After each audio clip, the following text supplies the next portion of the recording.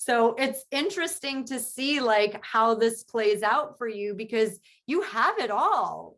You know what I mean? Like, it's just your mind filtering the open G, saying you don't have enough. It's not enough. And then the, open ego kicks in and it goes, yeah, what the open G said. And, we can laugh about it, but I understand that this is like a real deep-seated dilemma, like our openness is where we are here to be the wisest. This is your potential wisdom everywhere that you're open in your chart, like this is just who you are. You just know what the needs of the tribe are. You just know what it's going to take to survive in the future as this cross of the sleeping phoenix, which, by the way, there are two of you here, which is awesome. And when I asked Felicia about what it meant for her to have the cross of the sleeping phoenix, I will never forget, she goes, we can't burn it down fast enough. And in a way, that's what I see you trying to do, Carly, is being like, you know what, this like big corporate clusterfuck of how these teams have been working thus far, it's not working. Let me show you how it works. You know what the needs of the tribe are? To be honored for who they are as individuals, and then everyone will work better together. And I know what that need is because I have it too. And I know how to bring that to fruition for all of you.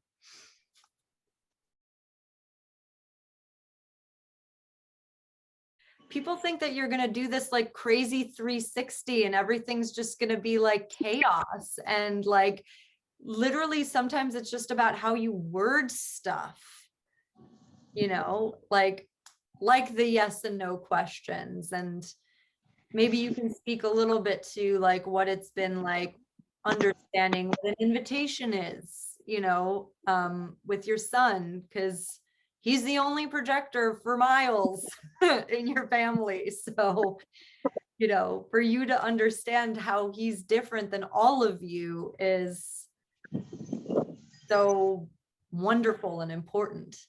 Yeah, it's almost it's definitely a focus. I was going to say an obsession, but it can be like an obsession at times,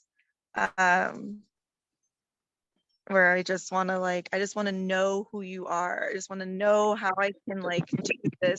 Actually, my grandma, because I've actually talked about human design to my whole family. Like, they're aware that I'm in this in this realm. And grandma made this comment. She was like, I don't know what she said exactly, but it was something along the lines like how wonderful it is for you as a mother to like have this like knowledge or guidance on how to like honor and raise Zarek.